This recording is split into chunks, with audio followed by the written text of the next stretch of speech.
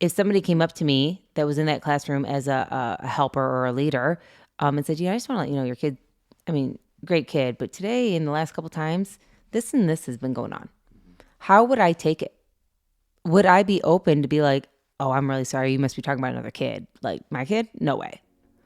Or would I take it as, wow, that was probably not the easiest thing to come to me and tell me that. I need to take responsibility and talk to my kid about things. Hello, everyone. We are Greg and Jacquie Francis, and welcome to High Performance Parenting, where our passionate goal is to encourage you to raise champion children in a crazy world. Every week, we will bring you multiple episodes from our extensive experience of raising our six happy, healthy, successful, godly kids who are confidently equipped to win big in life. We deeply believe that any parent who is provided with the right knowledge and continual support can raise amazing kids. And when they do, all of our futures get better. If raising up future generations of absolute champions matters to you as much as it does to us, here's how you can contribute. Like and share this podcast with everyone you know. And together, let's embrace this journey of raising champion kids in a crazy world. Hey guys, welcome back. We are back in the studio today after, gosh, it's been a while. The last time I actually did a podcast, we were still in Florida, hon. Oh, that's right. It's been a whirlwind. I interviewed the girls in the middle of all the packaging tape sounds behind us. You're totally right. We were literally putting stuff out in the truck, had people there putting stuff in the truck. But we wanted to get one more round of podcast done before we packed it up because we knew it would be busy for the next week or two. And you were sitting on the floor. Is that correct? Correct. With the microphone in your hand and the little machine here next to you. Abby was with me and Chrissy. And all of a sudden we'd be talking where we'd hear the tape go ripping across the box, trying to rip it across the box. I was like, okay, so we're moving. Yeah. Don't know if anybody else could hear that, but it sounds like a crazy, crazy scene going on behind us. Yeah. So we are officially home in Boise, and you're on the podcast today. It's been a couple times since you've been on. I'm super excited you're back on. I am excited too. Have you missed it? I have. I have a question for you though. What did the sink tell the toilet? Flush it. Close. It says, you look flushed. All right, got a better one. What happens, we just got a little snow flurries the other day. What happens when a snowman throws a tantrum? He melts. He has a meltdown. You're getting good at these. Nice job. You're even laughing. Is it funnier when you know the answer? I don't know. I don't. I think it is. I think that's part of it. You want to know the answer, and then it's humorous to you. Okay, so what are we talking about today? Yeah, well, first of all, hope everyone's having a good week. Our week started off a bit crazy. Our poor dog, sweet Indigo, Abby's dog, who happens to be a Pyrenees Golden Retriever, unfortunately tore her ACL, like a year ago. Yeah, probably close to a year ago. No, we didn't know it at first. No, we were doing therapy with her and chiropractic care with her. Oh my gosh. Yeah. It's unreal. Doing all the things to not have to ever have surgery. But come to find out, the only real way to fix this issue was to let her have surgery. Mm-hmm. And so we had to take her in earlier this week. And she's doing okay. But gosh, so painful what they had to do. They kind of showed us how it all is done and stuff. And I'm just so thankful that she's healing up pretty well. It's been a rough couple nights for her, though. She's a big, hairy dog, and now she has her whole back leg completely shaved all the way up to her butt, Yeah. And it looks so weird. Huge incision down it. Yeah. But, yeah, everybody's managing it. This is the story of our life. Life, I know. No matter how many new things you throw at it, you still got to go on. Things still got to happen. We still got to do work. These kids still got to do school. We still have sports. And then everything else just gets thrown in, and you say, all right, here's an opportunity to maximize our potential. I know. Right? My mom, I was talking to her the other day. She was asking about Indigo. And she's like, gosh, never a dull moment at your house. How long have you been home? I'm like a week, and we have this going on. She's like, geez, Jacquie, you guys are always busy. I'm like, sometimes by choice and sometimes by just situations. Yeah, sure. And so like, Well, you're going to, by nature, you made the choice. If you have 6 kids, you're going to be busier than someone who has 2. right. If you decide to have 3 dogs, 2 of them over 100 pounds each, you're going to have unique things to deal with for somebody that just has 1, right? So we've made our bed, right? Now we got to lay in And it. we are laying in it, and it's fine. And 95% of the time, it's like the best thing ever, and we love our big, huge life. But there are the 5% where you're like, should we have done this? Like, was this a wise decision? Well, and I will tell you right now, choosing to get 2 big dogs like that was totally out of the love of our sweet daughter. And so now we've all learned to love it, but it's just been a change. So the lesson for the parents out there is you probably want to get some advice from some people like us before you start buying dogs, because we can help you understand what it's really going to take from the puppy stage through, unfortunately, when they pass, because there's a lot that goes into all of that. And we're on our second full round of that right now, right? Oh, yes. So a lot of experience. Yes, literally 6 dogs together throughout the last 20 years. Yeah. And our first 3 have passed, and we're on to the next 3. But today I want to talk about other stuff besides all that. It was interesting. The other day we got home. We just got back from church and stuff like that. And a great conversation came up in our family talking about what it's like to have an extension of your family. So here you are, mom, dad, kiddos in your household, living your life, keeping an eye on each other, having standards, having rules, having boundaries. And then when we're not all together, what it looks like and how we behave when we're out and about, not next to mom and dad or not next to a big sibling that looks out for you.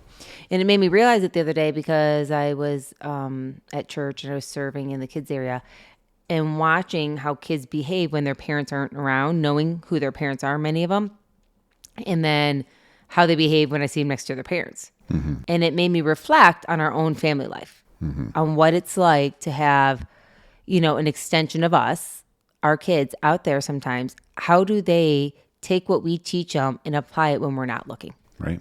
And so we had a good conversation. The kids and I were all discussing it, and you were there at the island, and we were just talking about what's it really look like to be a Francis and what it looks like to have standards in our life all the time. Because no matter what, God's seeing what we're doing regardless. Yeah.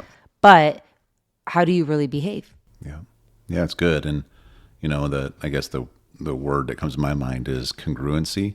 Are we training our kids to be congruent with the character and standards we expect when we're together as a family, and be congruent with that when they're out in the world, right? Whether now it's in, church settings or even at business settings that we take them to, or even at a grocery store or sports, they're getting into at a different level. And so just really staying on this, because it's true. It's like, it's our job to help them be a reflection of what we interpret that they're supposed to be as far as character and,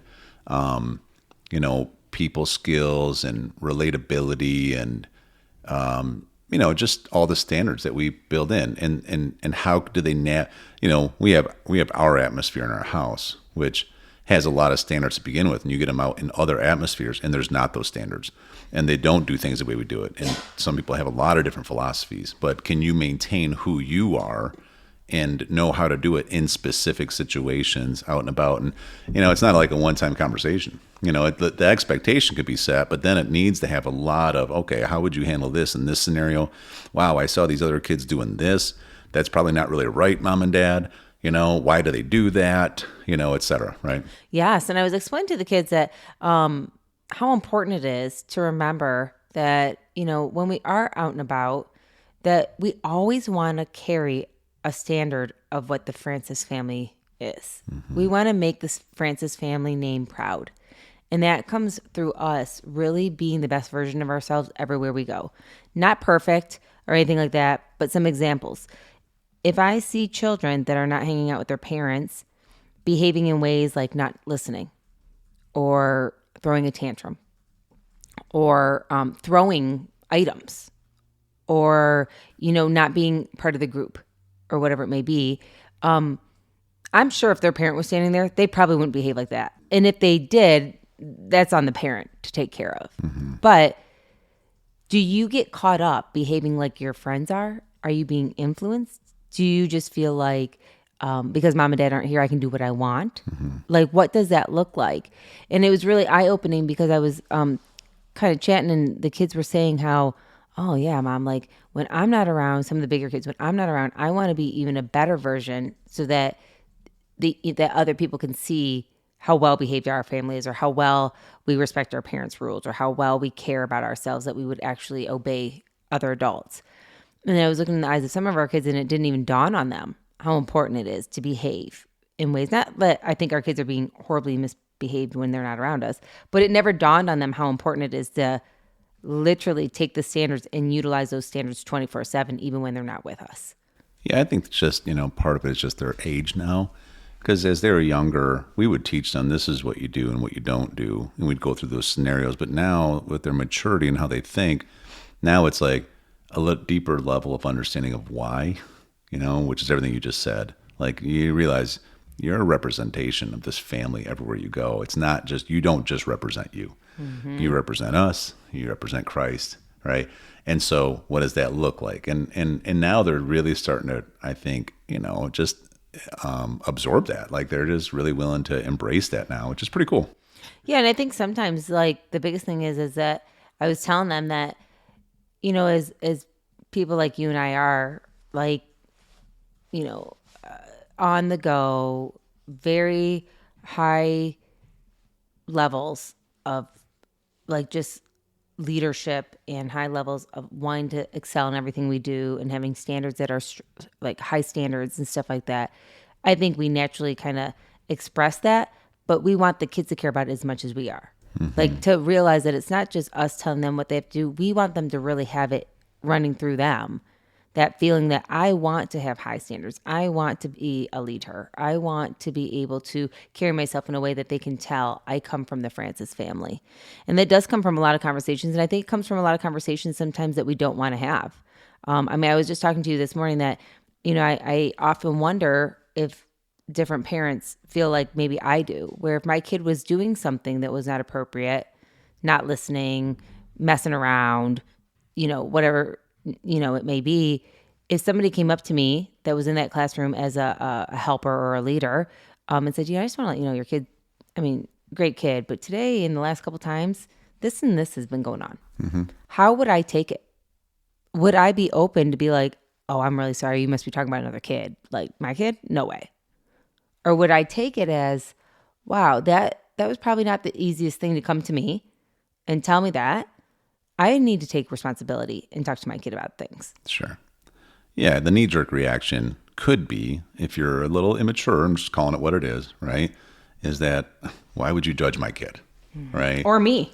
And really, when you've worked with people as long as we have, and, you've studied as much about just human psychology as we have, that that's just a person that's embarrassed and probably isn't taking ownership. And so then instead of just taking ownership, they try to kind of lash out at you. Can we just agree to pretend like it's not happening because I'm not going to do anything about it? And it's not healthy to do that, right? And that's where, see, like things like that, one thing you and I have really learned is that I think a lot of people view us as we put so much energy into like discipline, which we'll talk about in the future, so much into standards, so much into character, so much into these, like we invest so much into it. But then what happens is it makes the rest of our life easier. It's like when you don't invest in those things because for whatever reason, you just don't take the time to, you never felt like you needed to, or maybe you don't even know how to, right? But now what happens is as they get older and older and they're in more situations with other people, more and more problems keep happening, more and more challenges keep happening. And your life gets so busy. Like I see it all the time when I see parents and they're just gassed, with two kids, let's say at home, when I'm around them, I see why. It's because they aren't doing the things that creates peace, right? Therefore, it's chaos. And so when you're just kind of surviving now instead of leading, you know what I mean? And so, this has always been a big thing for us is do this. And I agree with you, like on that one point right there about, the ideal situation is that we should raise kids as a tribe. It really is, right? And so we have our philosophy and our standards.